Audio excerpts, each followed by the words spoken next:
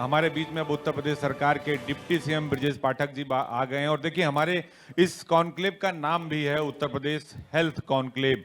अगर किसी प्रदेश को आगे बढ़ना है, किसी देश को आगे बढ़ना है, हमारे समाज को आगे बढ़ना है, तो सबसे पहली जो प्राथमिकता होती है वो होती है कि आपकी हेल्थ ठीक हो। अगर आपका स्वास्थ्य ठीक है तो सब कुछ बेहतर होगा, यानी ऑल इज वेल होगा। और इन्हीं सवालों के से हम शुरुआत करेंगे। सर, आपने बहुत बहुत धन्यवाद आपका कि आपने समय निकाला अपने बिजी शेड्यूल में से। सर, पहला सवाल कि उत्तर प्रदेश की सेहत आज तो कम से कम ठीक है, क्योंकि बहुत सारे आरोप लगते थे जब विपक्षी सरकारें थी, लेकिन आज के टाइम में 1 डिस्ट्रिक्ट 1 मेडिकल कॉलेज, आपने एम्स भी बना दिए। तो स्वास्थ्य के क्षेत्र में अभी कितना काम हुआ और कितना बाकी है? हेल्थ सेक्टर में लगातार सुधारात्मक काम होते रहते हैं, लेकिन 2017 से अब तक उत्तर प्रदेश में आमूलचूल परिवर्तन हो चुका है। हम कह सकते हैं कि सभी अस्पतालों में दवाइयाँ उपलब्ध हैं, लगातार चिकित्सक आम जनता का इलाज कर रहे हैं। चिकित्सकों की कमी को देखते हुए हर जिले में, लगभग हर जिले में मेडिकल कॉलेज बनाए जा चुके हैं। 2017 से पहले मात्र 17 मेडिकल कॉलेज सरकारी क्षेत्र में थे। आज प्रदेश में 80 मेडिकल कॉलेज निजी और सरकारी क्षेत्र मिलाकर पूरी क्षमता के साथ काम कर रहे हैं। साथ में नर्सिंग कॉलेज और पैरामेडिकल कॉलेजेज भी बनाए जा रहे हैं। और चतुर्मुखी विकास की तरफ हेल्थ सबसे बड़ा सेक्टर है। हमें लगता है कि उत्तर प्रदेश की जनता को, जैसा कि अभी असीम जी से आखिरी सवाल था, हमको हेल्थ के प्रति और जागरूक होने की आवश्यकता है। हमको दिनचर्या को व्यवस्थित करना होगा कि हम बीमार ही ना पड़े, और भोजन भी हमें व्यवस्थित करना पड़ेगा। मुझे लगता है कि माननीय प्रधानमंत्री नरेंद्र मोदी जी के मार्गदर्शन में उत्तर प्रदेश में आदरणीय योगी जी की सरकार ने अभूतपूर्व काम हेल्थ सेक्टर में किया है। वो मेडिकल कॉलेज है वो आपने बना दिया, एम्स बना दिया, सब कुछ ठीक कर दिया, लेकिन अभी जो एक समस्या आती है वो सबके लिए, हमारे लिए भी, आपके लिए भी, जनता के लिए भी, डॉक्टर्स की कमी। क्योंकि लगातार आप कोर्सेज तो करा रहे हो, लेकिन ज्यादातर डॉक्टर्स प्राइवेट जॉब करना चाहते हैं, अपनी प्रैक्टिस करना चाहते हैं। तो उसके लिए क्या पैमाना उत्तर प्रदेश सरकार ने तय किया है? विशेषज्ञ चिकित्सकों की भर्ती के लिए हमने सीधा लेवल 2 पे भर्ती करना प्रारंभ किया। पहले लेवल 1 पे भर्ती होते थे, और दूसरा जो अति विशेषज्ञ चिकित्सक हैं उनको मैक्सिमम 5 लाख रुपए तक की सैलरी का हमने ऑफर किया है। रिवर्स बिडिंग के माध्यम से उनको लगातार हम संविदा से उत्तर प्रदेश सरकार की सेवा में ले रहे हैं। बहुत सारे डॉक्टर बैठे, देखिए आपके लिए खुशखबरी है कि 5 लाख रुपए इन्होंने ऑफर किए। तो एक बार जोरदार इसके लिए ताली बजा दीजिए। पूरे प्रदेश से डॉक्टर सर यहाँ बैठे हुए हैं, तो ये तो बहुत अच्छा काम है। लेकिन जो सुपर स्पेशलिटी डॉक्टर हैं, जैसे कार्डियो के, रेडियोलॉजिस्ट, जो अच्छे डॉक्टर हैं, जैसे सर्जन है, अभी भी कई जगह ऐसे देखने को मिलता है कि हमारे पास मरीज ज्यादा हैं, हमारे पास डॉक्टर और बेड कम है। नहीं, दरअसल ये मैंने शुरुआत में बताया, लगातार सुधारात्मक प्रक्रिया है, लेकिन मैक्सिमम जो किया जा सकता है उसको हमारी सरकार प्रतिबद्धता के साथ कर रही है। उदाहरण के तौर पर जैसे केजीएमसी की ओपीडी आप लेंगे, 10,000 की ओपीडी केजीएमसी की है, 5,000 की लोहिया की है, 3,000 की लगभग सिविल की है। लखनऊ के अस्पतालों का हाल बता रहे हैं, बलरामपुर की भी 3-4 हज़ार के लगभग है, लोकबंधु की 3,000-4 हज़ार के लगभग है। तो हमारे हॉस्पिटल्स पूरी क्षमता के साथ मरीजों की सेवा करने में लगे हुए हैं। हाँ बिल्कुल, एक दिन मैं चेक कर रहा था तो लखनऊ के अपने सिर्फ सरकारी हॉस्पिटल में लगभग 1 लाख की ओपीडी है। तो बड़ी संख्या में हमारे डॉक्टर्स जो है हमारे लोगों को देख रहे हैं, उनका सेहत ठीक कर रहे हैं। एक सवाल सर, कि विपक्ष के सवाल, सियासी सवाल है कि बार बार अखिलेश यादव या जो दूसरे विपक्ष के नेता हैं वो स्वास्थ्य हेल्थ सेक्टर को लेकर सवाल खड़ा करते हैं। उनके पास कहने को कुछ है नहीं। मैं बार बार कहता हूं कि आप 17 से पहले के फुटेज अपनी टेलीविजन के निकालिए और सबसे बाद के निकालिए, तुलनात्मक अध्ययन पाएंगे तो बहुत काम हुआ है। हाँ, लगातार सुधार हो रहा है, लगातार हम प्रगति के पथ पर आगे बढ़ रहे हैं। पहले 17 मेडिकल कॉलेज थे, अब सरकारी निजी मिलाकर के 80 मेडिकल कॉलेज हैं। चिकित्सकों की संख्या में इजाफा हुआ है, नए हमने मेडिकल कोर्सेज प्रारंभ किए हैं। इसके अलावा पैरामेडिकल और नर्सिंग की भी पर्याप्त मात्रा में उपलब्धता हो, इस दिशा में भी हमने नर्सिंग कॉलेज और पैरामेडिकल कॉलेज खोले। एक चीज हमने देखी है कि पहले लोग उत्तर प्रदेश से बाहर इलाज कराने जाते थे, लेकिन अब हम देख रहे हैं कि 90% लोग पीजीआई, लोहिया और मेडिकल कॉलेज में इलाज हमारे जो अस्पताल हैं वास्तव में पूरे देश में नंबर 1 के अस्पताल हैं। हमारा जो पीजीआई है उसमें प्राइवेट से लाख गुना बेहतर इलाज है। हम अपने सभी लोगों से कहते हैं कि जितने भी हमारे सरकारी सुविधाओं वाले अस्पताल हैं, स्वास्थ्य उपकेंद्र से लेकर के डिस्ट्रिक्ट हॉस्पिटल तक, सभी मरीजों का वहां पर जाना हो और उनको निःशुल्क इलाज मिल रहा है। मेडिकल कॉलेज में भी बेहतर से बेहतर इलाज देने का प्रबंध हमारी सरकार ने किया है।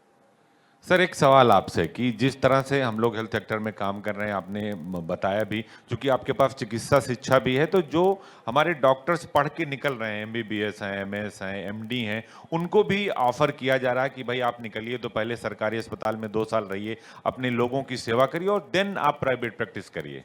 हाँ, उनको हमने जो पोस्ट ग्रेजुएट के स्टूडेंट्स हैं, उनको 2 साल का बांड होता है, वो हमारे यहाँ सेवा करने के बाद ही निजी क्षेत्र में जा सकते हैं। उनको मिनिमम 2 साल हमारे साथ काम करना है। तो ये जो आपने पॉलिसी बनाई, मुझे लगता है इससे डॉक्टर्स की जो कमी है, जो जिससे हम लोग जूझते हैं, वो कहीं ना कहीं हमारी भरपाई हो जाएगी। हाँ, भरपाई भी हो जाएगी और उनका मन भी जनता की सेवा करने में लगेगा।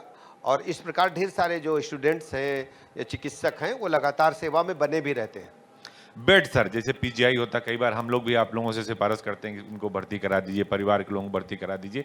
एक समस्या जो आती है बेड्स की, हालांकि आप लोगों ने अभी 500 बेड बढ़ाया है, तो वो क्या उस दिशा में भी कोई कदम उठाया अभी जा रहा है? आपने देखा हो, कल हमने केजीएमयू में जितने भी हमारे आईसीयू बेड्स हैं उनको ऑनलाइन कर दिया है। आपको डिस्प्ले बोर्ड पर दिखेगा कौन सा बेड खाली है और कब खाली होने वाला है और कब उस पे पेशेंट गया है।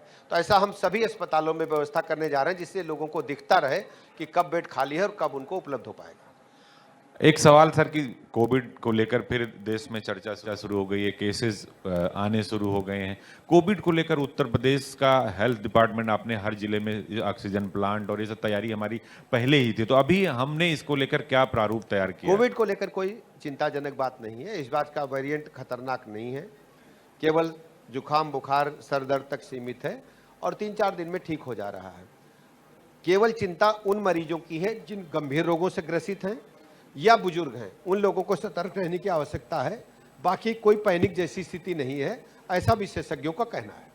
अब आते हैं सर सियासत पर, क्योंकि आप हैं तो सियासी सवाल लाजमी हैं, बनते भी हैं, क्योंकि उसका जवाब आप बेहतर तरीके से देते हैं। अभी उत्तर प्रदेश में जब डीजीपी की तैनाती हुई, अखिलेश यादव हर चीज पर सवाल खड़ा करते हैं। जब भी डीजीपी की तैनाती आप लोग करते हैं, चीफ सेक्रेटरी की करते हैं, तुरंत उस पर लंबा चौड़ा ट्वीट कर देते हैं। समाजवादी पार्टी से उम्मीद क्या करते हैं आप? हम कोई बेहतर काम करेंगे तो उसको अप्रिशिएट करेंगे। उनका मतलब, विपक्ष का मतलब ये है कि वो अच्छे बुरे का ज्ञान होते हुए भी हर बात को निगेटिव ही ले जाएंगे। लेकिन उत्तर प्रदेश की जनता भारतीय जनता पार्टी के साथ है। आप देखेंगे 17 से 22 में 35 वर्षों के बाद पुनः भारतीय जनता पार्टी की सरकार रिपीट हुई और 27 में भी भारतीय जनता पार्टी ही आएगी। लेकिन वो ये दावा करते हैं कि पीडीए गठबंधन है हमारा और हम फिर 27 में आएंगे, और उन्होंने बहुत बड़े बड़े पोस्टर लगा दिए, 27 का सत्ताधीश। आप उनसे पूछिए, आप ही के नेतृत्व में सारे चुनाव हुए हैं और समाजवादी पार्टी के सबसे फेल अध्यक्ष आप साबित हुए हैं। जहां तक लोकसभा चुनाव का सवाल है, 2024 में आपने लोगों को गुमराह करके वोट हासिल किया है कि आपके खाते में 8,000 रुपया महीना आ जाएगा। फटाफट सटासट इनके साथ ही मंच से भाषण हुआ था और उसके बाद महिलाओं ने कार्यालयों को घेरा था, पैसे नहीं मिले। जनता इनकी झूठ बोलने की आदत को समझ चुकी है और समाजवादी पार्टी गठबंधन को बुरी तरह नकार चुकी है। एक तरफ भारतीय जनता पार्टी ये कह रही है कि भाई सबका साथ, सबका विकास, सबका विश्वास, सबका प्रयास, लेकिन समाजवादी पार्टी, राहुल गांधी, ममता बनर्जी, यानी पूरा विपक्ष, इंडिया गठबंधन, वो कहता है कि नहीं नहीं हम तो पीडीए, यानी जाति से ऊपर क्यों नहीं उठ पा रहा विपक्ष? उनके पास कहने को कुछ है नहीं। वो देश के बारे में चर्चा करिए, चिंता नहीं है। समाज के बारे में चिंता नहीं है। प्रदेश के बारे में चिंता नहीं है।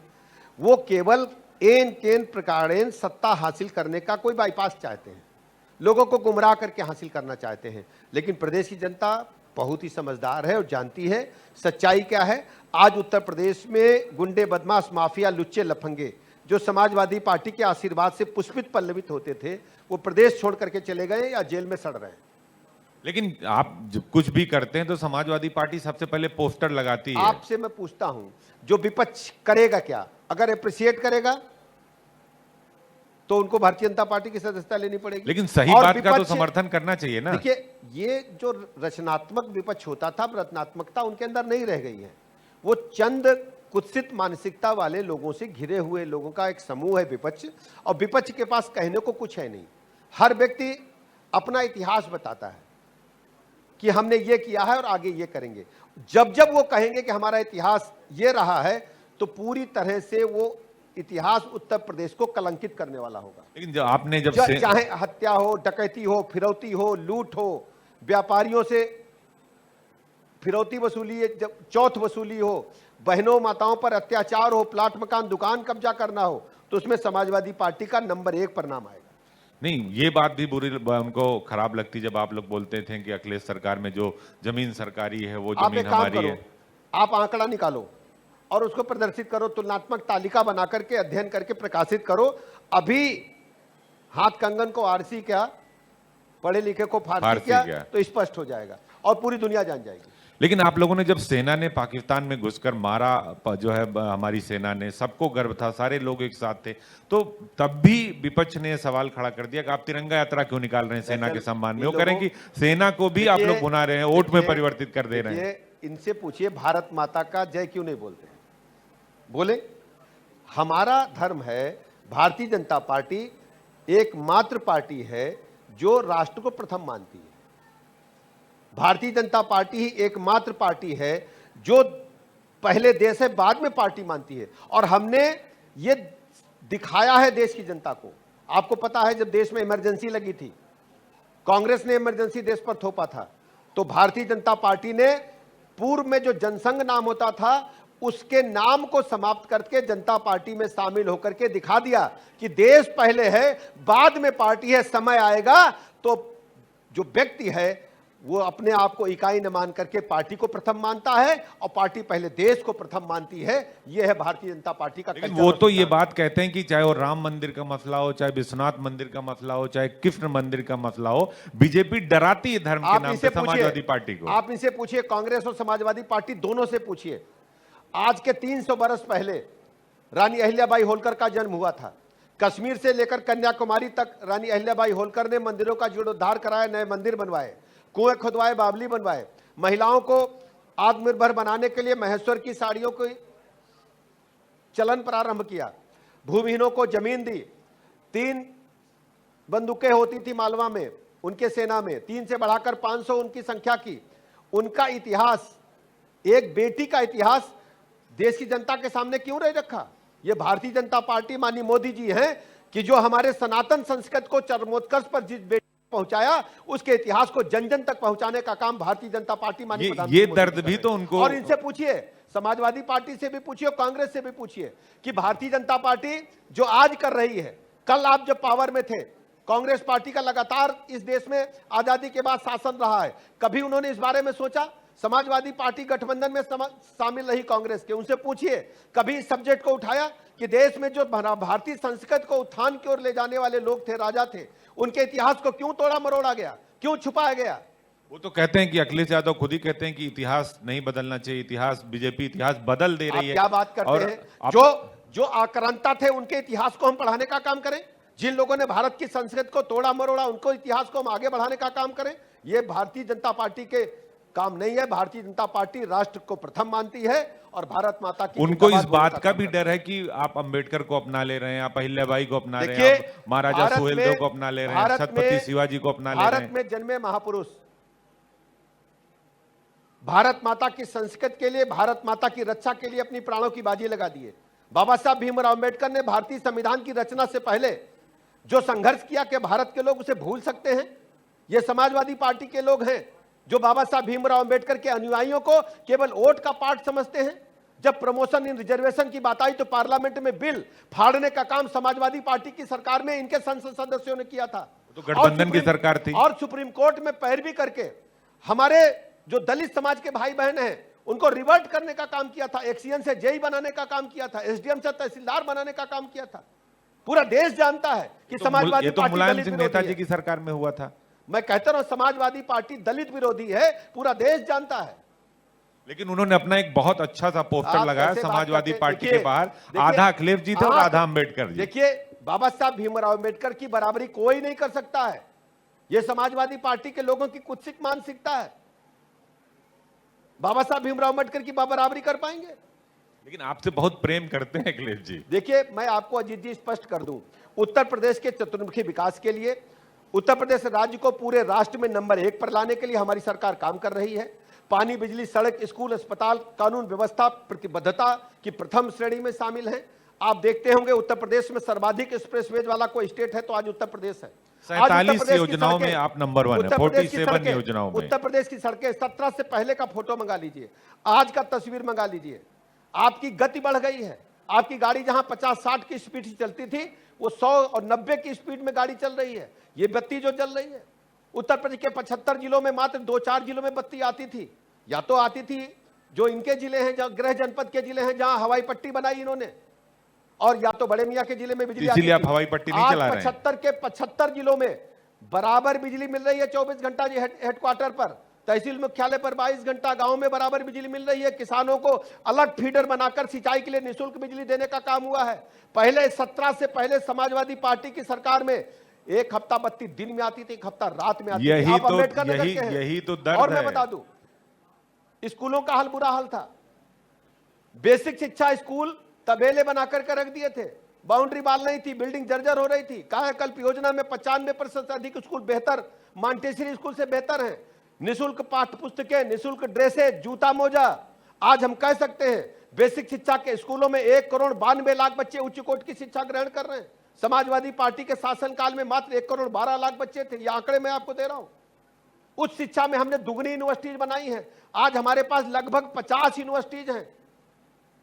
माध्यमिक शिक्षा में नकल विरोधी अभियान चला करके युवाओं के बुद्धि पर, मेघा पर जो डकैती समाजवादी पार्टी की सरकार में पड़ती थी, हम युवाओं को उनकी बुद्धि कौशल के आधार पर नंबर मिले, मेरिट में। यही तो दिक्कत है उनको कि आपने सब जगह बिजली दे दिया। पहले 4 जगह बिजली आती थी तो बिजली के नाम पे वोट ले लेते थे, सड़क नहीं थी, आपने सड़क भी बना दी। यही तो दिक्कत है समाजवादी पार्टी को। आप इतना काम क्यों कर रहे हैं? जो बीसी सखी है, बीसी सखी के बारे में जानते हैं आप? बिल्कुल जानते हैं। क्या है बीसी सखी? वो काम करती है बढ़िया, उनका पूरा एक समूह है। नहीं, बीसी सखी का काम ये है, वो हैंड हेल्ड मशीन रखे हैं, वो बैंक हैं। गांव-गांव जाती है हमारी बहन बेटी और जाकर के किसी गरीब महिला को बैंक की सुविधाएं उसके घर में दे रही है। ये बीसी सखी देने वाला, विद्युत सखी देने वाला उत्तर प्रदेश राज्य पूरे राष्ट्र में नंबर 1 पर है। और ये 17 से अब तक परिवर्तन। यही तो मैं कह रहा हूं कि महिलाओं को रोजगार से जोड़ने का काम आपने उनके लिए कुछ छोड़ा नहीं ना, तो उनको दर्द होगा ही। देखिए, हम क्या करेंगे जब सब आप कर देंगे। 25 करोड़ लोगों ने भारतीय जनता पार्टी पर भरोसा किया है और भारतीय जनता पार्टी की प्रतिबद्धता उत्तर प्रदेश के चतुर्मुखी विकास को लेकर के है। माननीय प्रधानमंत्री नरेंद्र मोदी जी की अगुवाई में जिस ढंग से उत्तर प्रदेश ने योगी जी के नेतृत्व में प्रगति हासिल किया है, भारत के दूसरे राज्य हैं वो उत्तर प्रदेश से आज प्रतिस्पर्धा के लिए आ रहे हैं। आज हम अखबारों में देख रहे हैं दूसरे राज्यों के लोग उत्तर प्रदेश के डेवलपमेंट का अध्ययन करने के लिए आ रहे हैं। आज ही हमने अखबारों में पढ़ा, आप सबने भी पढ़ा होगा। बिल्कुल, 2027 से पहले उत्तर प्रदेश $1 ट्रिलियन की इकोनॉमी के लक्ष्य को छूने जा रहा है। जो देश की $5 ट्रिलियन की इकोनॉमी का लक्ष्य देश के प्रधानमंत्री नरेंद्र मोदी जी ने रखा, उसमें $1 ट्रिलियन की इकोनॉमी का लक्ष्य उत्तर प्रदेश 2027 से पहले पूरा करने जा रहा है। इसके पीछे क्या मानते हैं कि 1 district 1 product, 1 district 1 medical college, infrastructure. Ajit ji, ये टीम भावना है। जब सभी विभाग मिलकर के काम करते हैं तो प्रदेश आगे बढ़ता है। ये मूलभूत आवश्यकताएं उनको पहले हमने पूरा किया, फिर मत्स्य विभाग से लेकर के नियोजन विभाग से लेकर के जिन विभागों की चर्चा नहीं होती है उन विभागों ने भी बेहतर किया है। श्रम विभाग अद्भुत काम कर रहा है।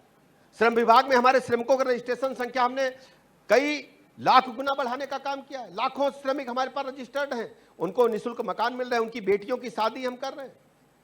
हर विभाग ने बेहतर काम किया है। जिन विभागों की चर्चा नहीं होती उन विभागों ने बेहतर काम किया है। जब पांचों उंगलियां बेहतर काम करती हैं तभी मजबूत का एक मुक्का बनता है और तभी हम प्रहार कर सकते हैं। आज हम कह सकते हैं कि उत्तर प्रदेश राज्य में नीति आयोग के जो हमारे सिद्धांत थे, नीति आयोग के जो विचारणीय बिंदु थे, माननीय प्रधानमंत्री जी की अगुवाई में उत्तर प्रदेश में हमने उनको 100% लागू किया है और उत्तर प्रदेश राज्य को नंबर 1 पर पूरे राष्ट्र में लाने के लिए हमारी सरकार प्रतिबद्धता के साथ आगे बढ़ रही है। अभी देखिए, राम मंदिर में प्रतिष्ठा चल रही है, राम दरबार की पूजा चल रही है 2-3 दिन से, अभी आगे भी चलेगी 2-3 दिन। उस पर भी सवाल खड़ा होता है। राम गोपाल यादव ने कह दिया था मंदिर ठीक नहीं बना है, प्राण प्रतिष्ठा आपने किया तो उसको गलत बोल दिया। हमारी आप सबकी जिम्मेदारी है कि हम विकास भी करें और अपनी विरासत की संरक्षा भी करें। हम विकास के साथ भी खड़े हैं, विकास को भी तेजी गति दिए हुए हैं और जो हमारी जो विरासत है उसको भी हम आगे बढ़ाने का काम कर रहे हैं। आने वाली पीढ़ी को हम क्या देने वाले हैं? भगवान राम अयोध्या में पैदा हुए कि नहीं हुए, कांग्रेस पार्टी को एफिडेविट देने में संकोच था। तो उन्होंने एफिडेविट दिया कि भगवान राम अयोध्या में पैदा हुए कि नहीं हुए ये पुख्ता जानकारी नहीं है, ऐसा लोगों को चर्चा है, काल्पनिक है। आप इनसे उम्मीद करते हैं भारत की संस्कृति को आगे बढ़ाने का काम करेंगे? एक उदाहरण देना चाहता हूं। पूज्य अटल जी इंडोनेशिया गए थे, उन्होंने वहां के लोगों से पूछा, वहां गांव गली में रामलीला खेली जाती है। अटल जी ने कहा यार इंडोनेशिया तो मुस्लिम देश है, यहां रामलीला कैसे होती है? तो उन लोगों ने कहा कि हमने अपना धर्म बदला है, अपनी पूजा पद्धति बदली है, लेकिन अपने पूर्वजों को नहीं हम भूले हैं, अपने पूर्वजों को। ये इंडोनेशिया के लोगों ने कहा। अफगानिस्तान अटल जी गए थे, अटल जी की ऑटोबायोग्राफी आप पढ़िएगा। अटल जी ने अफगानिस्तान के भ्रमण के दौरान वहां के लोगों से पूछा, भाई गरुड़ आपके कौन है? गरुड़ वहां की जो सरकारी एयरलाइंस उसका नाम गरुड़ है। तो अफगानिस्तान के लोगों ने यही जवाब दिया कि हमने अपनी पूजा पद्धति बदली है, हम अपने पूर्वजों को नहीं भूल सकते। ये है दुनिया में भारत की संस्कृति का प्रचार। और जो भारत में लोग रह रहे हैं, जो उत्तर प्रदेश में लोग रहे हैं, चंद वोटों के कारण भारत माता को डायन बोलते हैं, भारत माता का झंडा ऊपर नहीं उठा सकते, भारत माता की जय जयकार नहीं बोल सकते, राष्ट्र प्रथम के नारे को बुलंद नहीं कर सकते। अब तो आपने लाल चौक को भी फहरा दिया ना तिरंगा। इनके मन में पीड़ा सिर्फ वोट की है और कुछ नहीं है। ये सब कुछ तुष्टीकरण की राजनीति आप कह रहे हैं, केवल तुष्टीकरण की पॉलिटिक्स करते हैं। तो इससे 2027 में कितना फायदा होगा अखिलेश यादव को? 2027 में भारतीय जनता पार्टी प्रचंड बहुमत के साथ तीसरी बार आ रही है और इन सबकी जमानत जब्त होगी। नहीं, उन्होंने तो 27 का सत्ताधीश का आपने देखा होगा, बहुत बड़े बड़े पोस्टर लगा दिए, अंबेडकर जी के साथ लगा दिए। अपने घर में सभी राजा हैं, बने रहे, कौन नहीं कहता अपने घर में अपने राजा रहो, कौन स्वीकार नहीं करता? अपनी गली बनाओ, ठीक है। आप जैसे मदरसों पर कार्रवाई करते हैं, दानिश आजाद साहब अभी इनसे सवाल हम लोग पूछेंगे, इनका विभाग है, तो वैसे ही अखिलेश यादव कहते हैं नहीं मदरसे नहीं, ये जाति देखकर कार्रवाई हो रही है, ये धर्म देख के कार्रवाई हो रही है। एक बात स्पष्ट कर दूं प्रदेश की जनता के समक्ष, किसी भी जाति धर्म के खिलाफ विद्वेष की भावना से कोई कार्रवाई नहीं हो रही। जो भी अनियमित है, जो भी गैर कानूनी है, जिसका भी रजिस्ट्रेशन नहीं है, उसका रजिस्ट्रेशन करने के लिए आग्रह है, और नहीं कराते हैं अगर आप, तो ऐसे लोगों के खिलाफ कार्रवाई होती है। कोई स्पेसिफिक ऑर्डर नहीं है। मैं आपसे कहता हूं, कोई अगर अनरजिस्टर्ड विद्यालय है, गैर मान्यता प्राप्त विद्यालय है, बताइए क्या वो चल पाएगा? बताइए आप। नहीं, बिल्कुल नहीं चल पाएगा। आप बताइए ना, नहीं चल तो पाएगा। ये भी तो जोड़िए ना। ये भी जब आप अपने बोलते हैं तो इंट्रो में ये कहिए कि उत्तर प्रदेश में यदि मदरसा बगैर मान्यता प्राप्त नहीं चल रहा है, तो कोई प्राथमिक विद्यालय भी बगैर मान्यता प्राप्त नहीं चल पा रहा है। ये भी आप कहो, क्योंकि वो तो आपके पास सरकारी हैं, वो प्राइवेट हैं। लोग बहुत सारी ऐसी चीजें आई कि भाई स्कूल है, विद्यालय जमीन पर है नहीं, बच्चे है ही नहीं, लेकिन फंडिंग हो रही है, उसमें विदेशी फंडिंग और टेरर फंडिंग का भी आता है। कानूनी गतिविधियों की उत्तर प्रदेश में इजाजत नहीं है। हमारी जिम्मेदारी है कि भारतीय संविधान के मुताबिक, भारत के कानून के मुताबिक, उत्तर प्रदेश राज्य में जो हमारे विधान भवन ने, विधानसभा ने कानून बनाए हैं, उनके मुताबिक हम प्रदेश की जनता को एक लोकप्रिय सरकार स्थापित करने के उपरांत उनके कल्याणकारी कामों को हम आगे बढ़ाएं, और उत्तर प्रदेश की जनता की नीतियों के मुताबिक जो जनता के कल्याण की नीतियां हैं, उनको जन जन तक पहुंचाने का काम करें। माननीय प्रधानमंत्री जी की जो गरीब कल्याण योजनाएं हैं, उत्तर प्रदेश सरकार ने जन जन तक पहुंचाने में उसमें सफलता हासिल की है। चाहे घर घर गरीबों को आवास देना हो, चाहे जल जीवन मिशन में जल पहुंचाना हो, चाहे सौभाग्य योजना के तहत पानी पहुंचाना हो, चाहे पटरी दुकानदारों को पीएम स्वनिधि देना हो, चाहे किसान सम्मान निधि डीबीटी के माध्यम से पहुंचानी हो, चाहे 5 लाख तक के निःशुल्क इलाज की गारंटी देने हो, हम कह सकते हैं प्रधानमंत्री जी की जो गरीब कल्याण योजनाएं हैं, सैकड़ों की संख्या में जन जन तक उत्तर प्रदेश सरकार ने पहुंचाने। सही आपने सवाल दे दिया कि आयुष्मान योजना 5 लाख रुपए तक का इलाज मुफ्त है। बहुत सारे खबरें आती हैं हम लोगों के पास हॉस्पिटल की, तो आप लोगों से हम लोग पूछते भी हैं, जानकारी भी देते हैं। बहुत जगह लोग उसका दुरुपयोग करते हैं, हॉस्पिटल के लोग तो पकड़ते हैं नहीं। आपने बहुत लंबे पैमाने पर कार्रवाई भी की, कार्रवाई करते हैं। देखिए, जब आप सड़क पे चलोगे तो गाड़ी का ब्रेक भी लगाना पड़ेगा और स्टीयरिंग मोड़नी भी पड़ेगी। कानून जनता के हित के लिए है। कानून का यदि कोई दुरुपयोग करता है, उसको फ्लॉ खोज कर करता है, हम उस पर कड़ी कार्रवाई करते हैं, ब्लैकलिस्ट करते हैं, वसूली करते हैं, और दोबारा गड़बड़ करेंगे तो भीतर भी करेंगे। कोविड के दौरान भी हमने देखा कि उत्तर प्रदेश सरकार ने बहुत सारी व्यवस्था की। आप लोग ग्राउंड जीरो पर थे, अस्पताल हॉस्पिटल घर घर सब जगह जा रहे थे। अभी कुछ लोग हमसे बाहर मिले थे कि कोविड के दौरान कुछ कर्मचारी थे, मुझे उसका पूरा वो नहीं है, उनको लेकर भी आपने कोई बड़ा समायोजन किया है? कोविड के दौरान 2800 कर्मचारी ऐसे थे जिनको तत्काल सेवा करने का अवसर मिला था। ऐसे लोगों की बहुत लंबे समय से डिमांड थी कि उनको सेवा में लिया जाए, और हमारी भी इच्छा थी और मुख्यमंत्री जी भी की चाहत थी कि इन कर्मचारियों ने मुसीबत में हमारा साथ दिया है। ऐसे 2200 कर्मचारी तो तत्काल एडजस्ट हो गए। 600-700 रह गए थे, उनके लिए एक शासनादेश अभी 3 दिन 4 दिन पहले हमने जारी किया है कि सभी सीएमओज, सभी प्रधानाचार्य मेडिकल कॉलेजों के अपने वैकेंसी के अनुसार उनको अपनी सेवा में ले, और फिर भी रह जाता है तो लिखित सूचना शासन को उपलब्ध कराएं और हम उनके लिए कुछ अलग बिल्कुल जोरदार ताली, क्योंकि देखिए ये वो लोग थे जिन्होंने सबसे बड़ी मुसीबत में हमारी सेवा की थी। एक चीज और सवाल, आप विपक्ष से ही सवाल, जब आप इनकाउंटर करते हैं अखिलेश यादव उसमें जाति ढूंढ लेते हैं और सबसे पहले सवाल खड़ा कर देते हैं पुलिस पर। आप ये बताओ हमको, आप उत्तर प्रदेश की कानून व्यवस्था 12 से 17 वाली अच्छी थी कि 17 से 25 वाली अच्छी है? ये जवाब आप दो। बिल्कुल, तो आंकड़े बोलते हैं कि ये आप जवाब अंतर है। मैं तो कह रहा हूं आंकड़े बोलते हैं, जवाब है। यही जवाब उनको दे दो। नहीं, वो आपसे जवाब चाहते हैं। मैंने कहा तो आपसे बड़ी अच्छी दोस्ती जो उनकी। आपने कहा यही जवाब उनको दे दो। आप जो बोलते हैं उसमें वो पलटवार जरूर करते में हैं। आज कानून का राज है, गुंडे, बदमाश, माफिया, लुच्चे, लफंगे या तो जेल में है या प्रदेश के बाहर है। नहीं, अभी योगी जी ने कहा था कि हमने तय कर दिया या जमीन पे रहेंगे या यमराज क्या रहेंगे। मेरा ये कहना है, भारतीय संविधान के मुताबिक, कानून के मुताबिक हम अदालत के माध्यम से उनको सजा दिला रहे हैं, और सजा दिलाने वाले राज्यों में भी उत्तर प्रदेश राज्य नंबर 1 की तरफ तेजी के साथ आगे बढ़ रहा है। हाँ, 8000 ऐसे अपराधियों को सजा हुई है जो महिलाओं के प्रति, हमारी बहन बेटियों के खिलाफ जिन्होंने अपराध किया था, उसमें आप नंबर 1। मैंने बताया 47 योजनाओं में उत्तर प्रदेश नंबर 1 है। अब एक आखिरी सवाल, क्योंकि आपको भी जाना है और अभी कार्यक्रम का कुछ और हिस्सा बाकी। सर, जिस तरह से उत्तर प्रदेश की सियासी सिनेरियो है, जाति, धर्म, संप्रदाय, मजहब, समीकरण, उसको लेकर समाजवादी पार्टी हो, आज मायावती बसपा सुब्रमण्यम ने ट्वीट किया बिहार की एक घटना को लेकर, दलित बेटी को लेकर, जो कि यानी चुनाव की जो सुगबुगाहट है, अब समाजवादी पार्टी, बहुजन समाज पार्टी, कांग्रेस, ये दूसरे राज्यों में भी आपके खिलाफ एकजुट होकर लड़ने जा रहे हैं। देखिए, भारतीय जनता पार्टी जनता का आशीर्वाद लेकर के चुनाव में जनता के बीच में रहती है, और हम केवल चुनाव में काम नहीं करते, हम 5 वर्ष जनता के बीच में रहकर सुख दुख में हाजिर रहकर काम करते हैं। चाहे कोविड महामारी का काल हो या सामान्य दिन हो, भारतीय जनता पार्टी का कार्यकर्ता जनता के साथ रहकर के काम करता है। आपने अभी देश के प्रधानमंत्री ने, नरेंद्र मोदी जी ने, आप सभी लोग मौजूद थे, कानपुर में मेट्रो का शुभारंभ किया।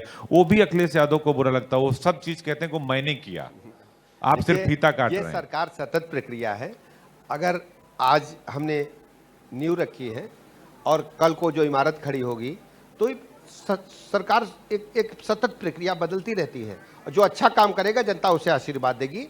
उत्तर प्रदेश की जनता ने आशीर्वाद दिया कि भारतीय जनता पार्टी इस काम को पूरा करे, भारतीय जनता पार्टी ने काम को पूरा करके दिखाया। उत्तर प्रदेश की सेहत, ब्रजेश पाठक जी से सवाल है बतौर स्वास्थ्य मंत्री, उत्तर प्रदेश की सेहत को अभी कहां तक ले जाना है? देखिए, उत्तर प्रदेश की सेहत को बेहतर से बेहतर बनाने का लगातार काम चल रहा है। आज उत्तर प्रदेश में बाहर के लोग भी आकर के स्वास्थ्य लाभ कर रहे हैं, और लगातार जो व्यवस्थाएं करनी है उनमें लगातार उच्चीकरण हम कर रहे हैं। एक सवाल सर, अब आखिरी सवाल अब ये है कि जो उत्तर प्रदेश में आपकी क्राइम और करप्शन पर जीरो टॉलरेंस की नीति है, उस जीरो टॉलरेंस की नीति पर कुछ अधिकारी ही पलीता लगाते हैं, इस बात को आप मानते हैं कि अभी भी ब्यूरोक्रेसी को सुधारने की जरूरत है? देखिए, लगातार कार्रवाई होती है, और इस दिशा में यदि आपके पास स्पेसिफिक कुछ हो तो बताएं, हम कार्रवाई जरूर होगी। बहुत बहुत धन्यवाद सर, आपने समय निकाला और हमारे बेबाक सवालों का बेबाकी से जवाब दिया। ये थे उत्तर प्रदेश सरकार के स्वास्थ्य मंत्री और डिप्टी सीएम ब्रजेश पाठक जी थे, जिन्होंने हर सवाल का डोटूक जवाब दिया, और विशेष तौर से अखिलेश यादव से इनकी मित्रता है तो उनको मित्रता वाला जवाब दिया। बहुत बहुत शुक्रिया, धन्यवाद सर।